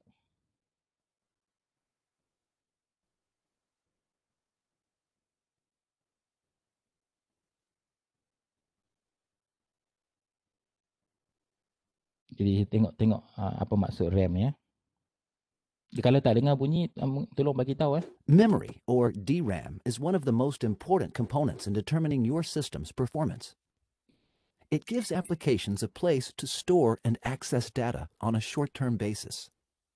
Operations like browsing the web, loading applications, and editing a spreadsheet all use short-term data access. The speed and amount of memory you've installed plays a key role in your system's performance. To put this into context, say you want to access data from a spreadsheet. You click to open a document. The software program and the document load from your storage drive. Then, your system's processor transfers this data from long-term storage to faster, short-term memory so that you get quicker responses. Your program loads, and now the data you are using is available for quick access from your memory. Okey, jadi nampak inilah dia penggunaan kegunaan memori, iaitu memori. Kelajuan memori ni dia antara 20 ke 30,000 megabyte per second lah. Okey, ikut bergantung pada jenis memori. Tapi itu untuk sekarang ni itu dia punya kelajuan dia. Tapi untuk storage kelajuan dia dalam 500 megabyte per second. Maksudnya sebab tu kita rasa bila first time kita buka contohnya macam Microsoft Word ataupun Microsoft Excel, mesti ada loading time kan. Loading time tu maksudnya dia nak load data tu dalam kita punya hard disk ataupun SSD storage kita lah. Dia bawa ke processor dan processor kata okey ini dia nak buat kerja dia nak simpan kerja ke dalam memori. Disebabkan memori ni dia punya data transfer rate dia puluh ribu megabyte per second. Jadi selepas kita gunakan contohnya macam kita buka Chrome, betul kita tutup balik, sebenarnya Chrome tu ada je kat dalam memori.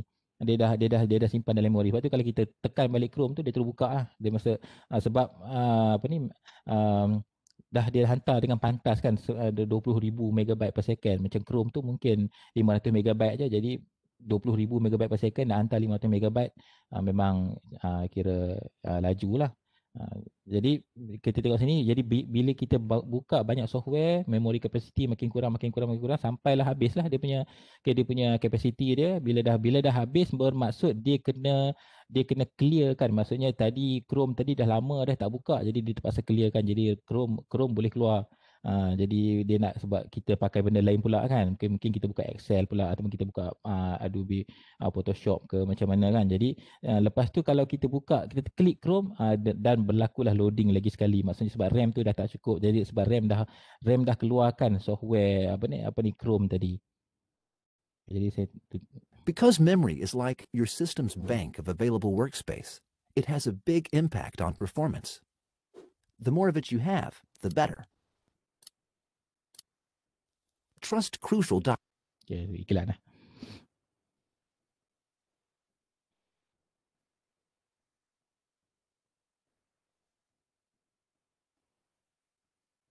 Okay, jadi itulah dia RAM lah. Okay, jadi kalau kita tanya soalan menjawab soalan tadi, dia memang betul. RAM boleh melajukan komputer, tapi sampai pada satu tahap je lah. Bila RAM tu dah terlampau banyak, tambah pun tak memberi apa-apa kesan lah. Jadi ni cerita pasal kelajuan memori lah. Ni saya test kelajuan memori komputer saya yang saya buat kerja lah. Dia pakai Core i5 generasi keempat.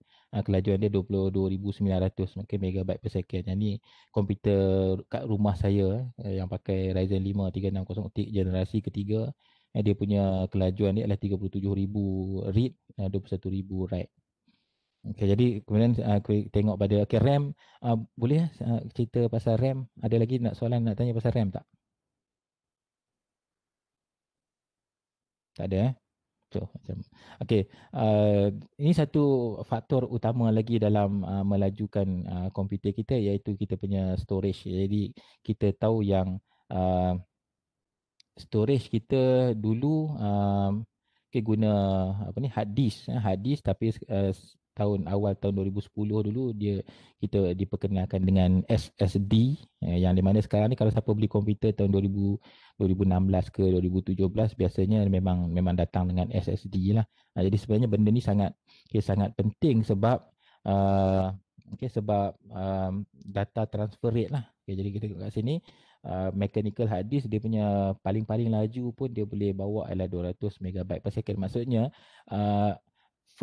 maksudnya window load, sebab walaupun RAM kita besar, tapi still bila kita on komputer, data daripada hard disk nak bawa ke RAM dulu. Jadi inilah kelajuan dia. Maksudnya kalau lah macam komputer saya tadi bila start je dia dah ada 3 gig data kat dalam RAM. Maksudnya dia dah transfer 3 gig tu ke memori. Kalau lah saya pakai hard disk, jadi secara kasar dia 3 gig kalau transfer tu 200 megabyte. Jadi berapa lah 15 ada berapa 15 saat lah. Okay, 15 saat lah itu kalau 100% efficient, tapi sebenarnya waktu load tu CPU pun bekerja juga. Jadi ada sedikit masa lebih lah, sebab tu biasanya seminit kan untuk start komputer kalau kita pakai hard disk. Tapi kalau kita pakai SSD, iaitu solid state drive, maksudnya drive yang tak ada mechanical moving part ni, dia punya kelajuan dia boleh sehingga ke 600 megabyte per second. Jadi masa dia 3 kali ganda lebih laju lah daripada hard disk. Dan sekarang ni pula start daripada tahun 2017 macam tu, kelajuan SSD ni dia dah limit dengan SATA ni, interface SATA ni. Jadi SATA ni dia punya kelajuan dia cuma 600 megabyte per second, tapi SSD bila develop dia boleh pergi lebih laju lagi daripada 600 megabyte. Jadi keluarlah form factor yang baru, iaitu M2. Jadi M2 tu sebenarnya keluarga SSD juga, dan kelajuan dia boleh pergi ke setakat ni macam 5,000 megabyte per second lah. Jadi kalau kita tengok ni 5,000 megabyte per second nak hantar data ke memori sebanyak 3 gigabyte, maksudnya kurang daripada 1 saat lah. Sebab tu sekarang ni kadang-kadang laptop yang ada M2 NVMe ni, kita tekan button on tu 3 saat dah boleh guna lah. Maksud dia dah masuk ke welcome screen tu. Dia dah dah boleh pakai, sebab dia punya transfer rate daripada storage tu pergi ke CPU dengan RAM tu sangat tinggi lah. Jadi ni cerita pasal gambar-gambar lah. Ni mechanical hard disk lama lah. Jadi inilah bentuk SSD, dan ini adalah M2. Yang mana M2 ni kita memang cucuk dekat motherboard. Kalau laptop pun samalah, kita cucuk dekat motherboard laptop tu. Dia macam memori juga. Jadi kalau tengok kat sini, nampak ni SATA connection, dan ada satu motherboard ni, ini adalah SATA connection, dan ini adalah slot untuk M2, tetapi hanya motherboard yang terkini lah, mungkin 2018 ke atas saja yang ada M2. Jadi mungkin sikit lagi.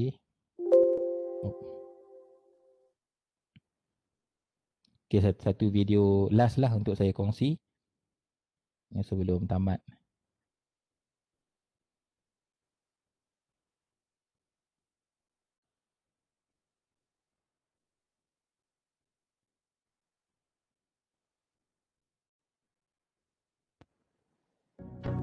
Okay, ini adalah perbandingan load window dan beberapa aktiviti komputer lah dengan menggunakan perbandingan antara NVMe, SSD SATA dan hard disk biasa.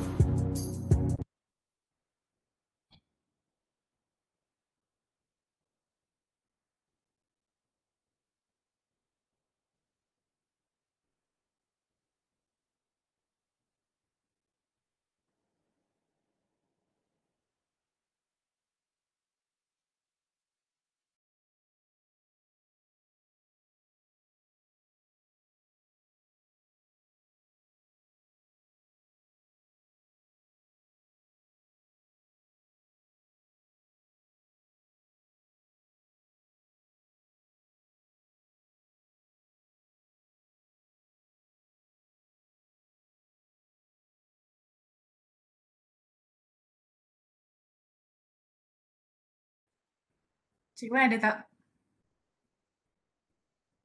Terus putus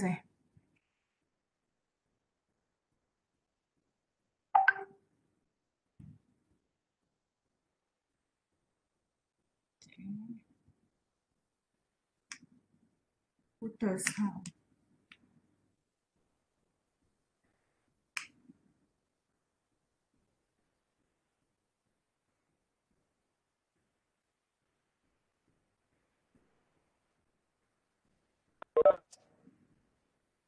Saya okey. Sorry, memang komputer hang. Malu cerita pasal performance komputer. Komputer sendiri hang. Okey. Sampai mana entah saya pun tak tahu tadi. Cerita pasal SSD ya. Yang performance SSD dengan HDD. Okey, jadi itulah, jadi secara summary-nya ialah kalau ada SSD, jadi kalau kita tengok balik tadi macam spek komputer yang saya tunjuk tadi, dua-dua dah memang pakai SSD, jadi kira tak ada masalah lah, jadi dua-dua okey. Cuma mungkin untuk laptop lama lah, siapa yang beli tahun 2015. Jadi kalau nak menghidupkan semula laptop tu, sebenarnya satu caranya adalah dengan upgrade, letak SSD lah. Itu satu cara dia. Di samping tambah RAM. Okey, sebab prosesor dah tak boleh tukar, tapi SSD dengan RAM masih lagi boleh tambah. Okey, jadi saya rasa ada soalan tak setakat ni? Ada satu soalan daripada Dr. Nurul Aini. Dia pergi saya pernah pergi satu kedai tanya laptop apa yang sesuai untuk programming. Kedai itu jawab bagi tahu Ryzen yang bagus. Betul ke? Jadi saya kata iyalah, sebab programming pun pada saya adalah satu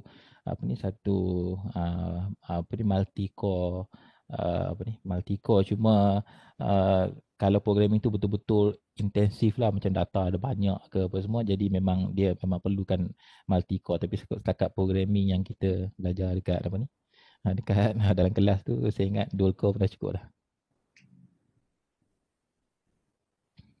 Dr. Norman nak share apa-apa?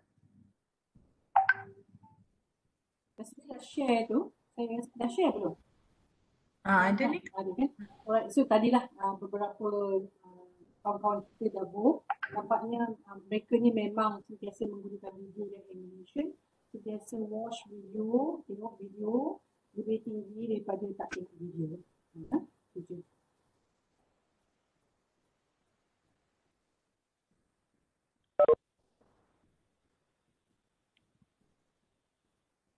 Okey. Kalau saya okeylah, saya minta maaf. Nak tanya. Nak tanya siapa? Cik Wan lah. Okey, okey. Kalau macam kalau saya ada satu komputer laptop tu tahun 2000, mungkin dah season lah. Dulu sebelum sebelum ada i3 semua tu apa dia punya processor? Core 2 Duo. Core 2 Duo macam tu rasa betul Core 2 Duo. Rasanya tak relevan lagi lah. Dah tak relevan lah kalau tak kita relevan upgrade pun. untuk di-upgrade. Oh, Rasa macam sedekah je lah. boleh lah. Okey, boleh. Terima kasih.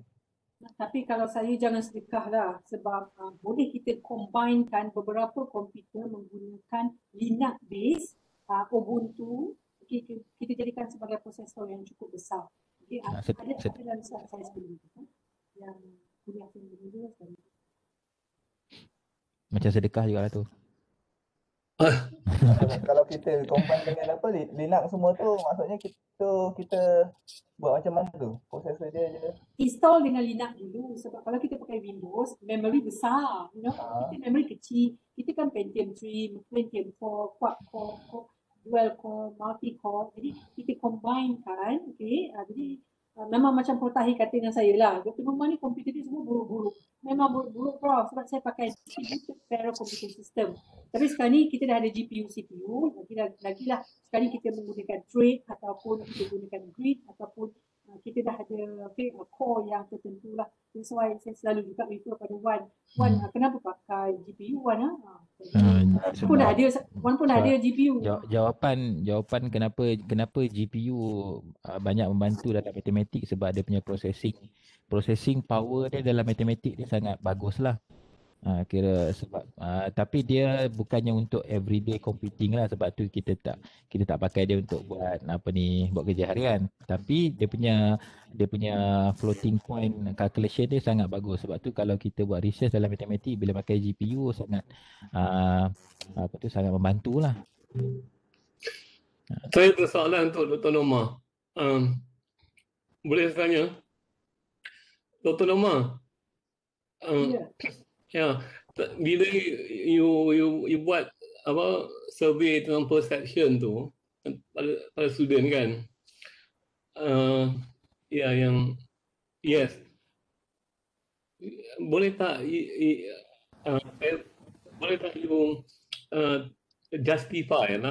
justifikasi kenapa ramai student agree? Yalah, Prof kan tadi kuliah tadi kan dah sebut apa dia tadi, iaitu student suka sangat saya dah beritahu tadi, saya highlight lagi sekali. Student suka bentuk-bentuk yang bersifat macam ni, engage, dia suka sangat nak kita explain lebih, alright, so dengan animation, tunjukkan cara, maksudnya kan saya beritahu kalau letak kamera dekat depan, ataupun letak atas, kita boleh action lebih sikit, tunjukkan saya ada ni, saya ada tu.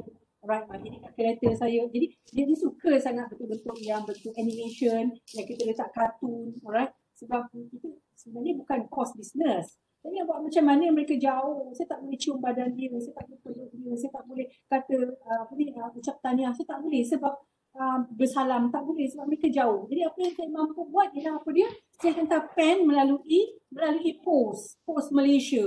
Itu menunjukkan penghargaan sebab dapat result bagus. Itu je caranya. Jadi yang tadi saya beritahu tadi, hanya berapa minit tu, hanya berapa jam daripada pukul 6 sampai pukul 11 malam, 180 kan. 180 pelajar kata dia suka sangat ada video. Jadi bukan video sepanjang masa mengajar.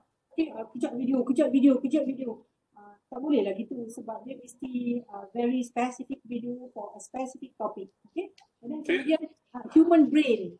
Prof kan tailor human brain. Macam mana human brain? Ya, saya sebenarnya bila tengok you punya analisis tu, you punya analisis tadi, saya jadi saya sendiri semakin takut gitu. Itu kenapa?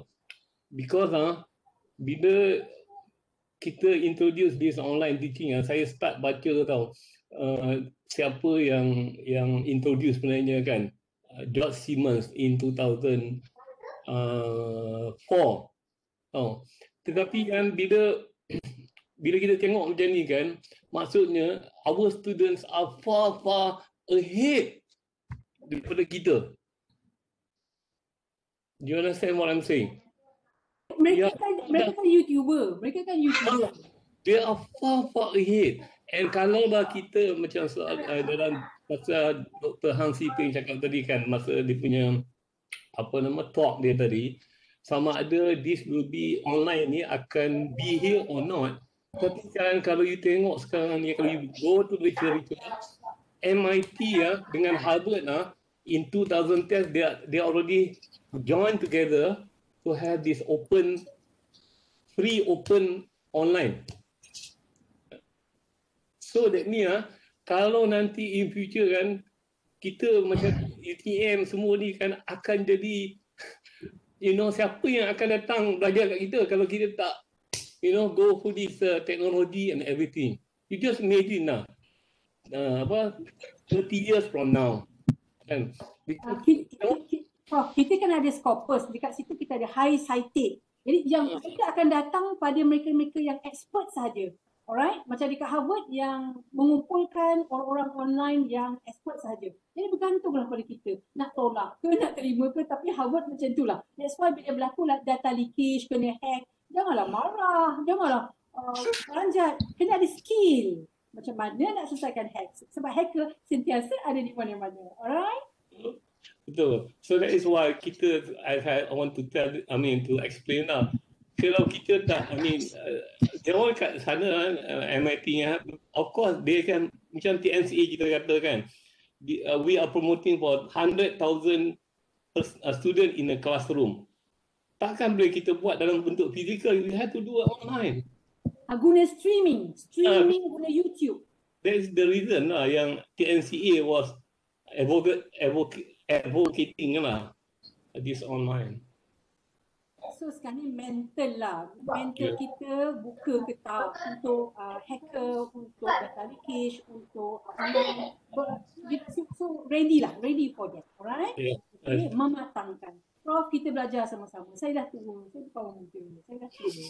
Okay, jadi tapi saya seronok dunia ni, alright? Okay, thank you Dr. Norma.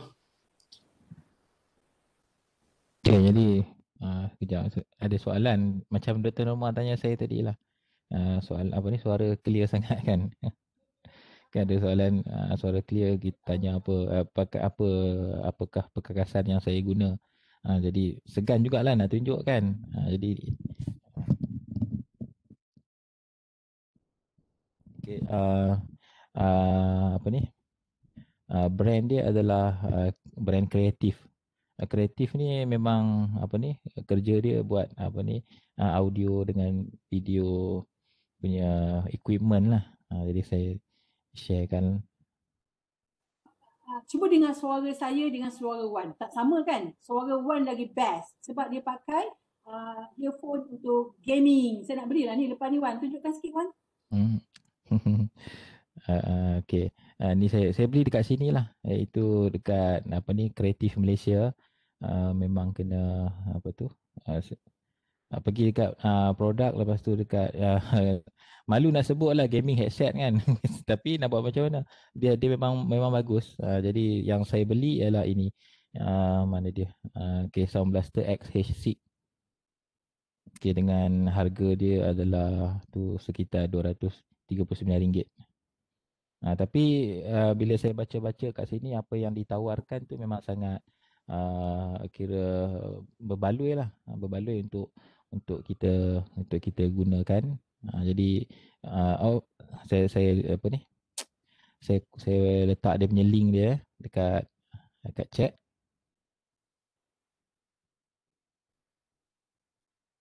Tapi masalahnya sebab saya tengok kat Shopee tak ada. Jadi kena beli dekat dia punya official website. Sebenarnya Kreatif Malaysia ada je dekat Shopee, cuma tak ada yang ni lah. Jadi dan lagi satu headset ni dia datang dengan sound processor sekali. Jadi sebab tu dia handle sendiri mikrofon dengan bunyi. Jadi kalau kita dengar dia punya bunyi, dia pun memang syadu lah. Sedap lah, puas hati lah dengan duit yang dikeluarkan tu. Okay. Wan, nak tanya, dia just plug and play je ke? Ya, dia pakai USB saja sebab dia Oh, memang ada USB. sound, dia ada sound processor, jadi dia akan take over komputer kita punya sound processor. Dia kira bukan disable lah, dia take over lah. Dia take over, jadi dia automatic, dia cucuk USB, dia bunyi dia mikrofon dengan sound ni datang ke ni lah. Okay, apa tu? Saya tak faham juga tu, apa maksud mic yang ada condenser yang ni ke? Kau mendengar macam lagi serak-serak merdu itu. Okay, lah, tak Assalamualaikum. Saya ada soalan. Ya. Assalamualaikum. Assalamualaikum. Katalah apa kita dah susah payah mencipta mereka video animation ni, hasilnya boleh kita IP kan tak, ataupun publish ke macam mana? Boleh dapat macam copyright ke? Itu soalan saya. Okay, Dr. Romah lah kot. Copyright. Bila kita letak dekat YouTube, okay, ataupun letak dekat e-learning, jadi e-learning copyright dia UTM punya. Kalau YouTube account masing-masing punya. Alright, that's why kena hati-hati juga, sebab that's why dah sekali dah ada apa nama dia, searchable video. Maksudnya kita cari publication lah, tapi publication dia bentuk video. Even sekali jurnal pun dah ada jurnal video. Dalam tu jurnal, tapi ada video dalam tu. Terutamanya bidang chemistry. Sebab chemistry tu dia nak tengok macam mana eksperimen berlaku kan. And then macam mana nanomolecular dia. Alright, jadi jurnal yang berbentuk video. Kena ada copyright lah. Bentuk video ni copyright. Patent tak ada lah, sebab dia bukan sistem. Kita tak buat sistem, kita tak buat apps. Kita tak buat device kan. Jadi apa-apa pun kembali semula Internet of Things. Apa dia internet? Network, cloud untuk simpankan video tadi tu dengan tool yang kita gunakan itu ialah device, software, hardware. Jadi memang betul lah. Wan, dah lah Wan suruh saya ganti saya punya earphone ni. Harga berapa tadi? 2,000 lebih, 200 lebih. Saya setiap bulan beli software baru Wan. Dia berapa banyak tu. Alright, jadi apatah lagi anak kita tu. Okay, mama software ni nak software kena ni. beli dua. Betul, Rumah kena beli dua sebab bila anak dapat dia nak. Faham Wan, cuma saya tak main game dia. Dia main game, saya buat video. Dia main game, saya buat video. Jadi sekali itu isu dia lah. Okay Wan, I'm going to find yang mahal-mahal punya lah ya. Terima kasih. Okay, ada lagi soalan daripada audience? Izzat belum tanya, Izzat. Izzat ke? Dr. Izzat?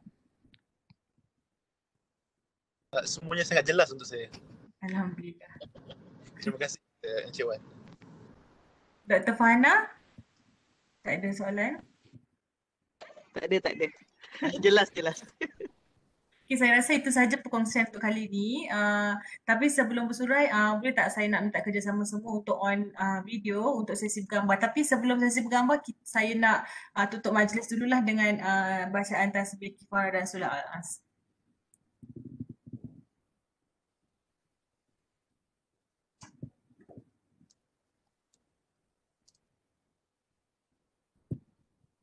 Okay, bolehlah switch on the video.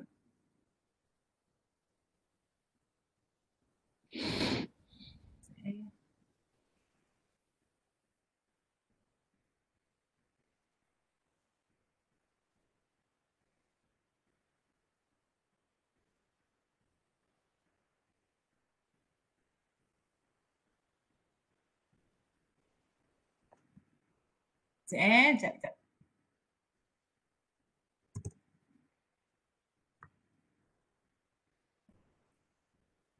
Okay, freestyle.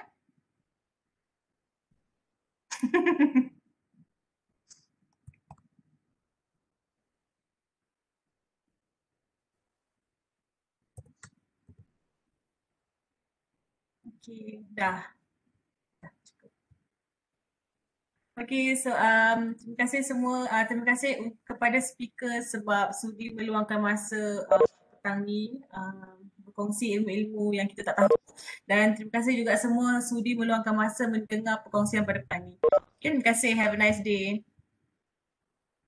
Assalamualaikum. Salam. Salam. Terima kasih Wan.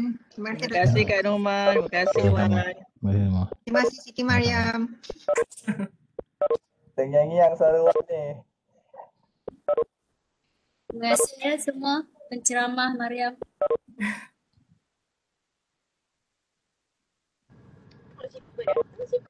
Terima kasih. Terima kasih Wan. Okay. Oh, mantap. Terima kasih Dr. Norma dan Cik Wan Loizat. Okey, sama-sama Prof.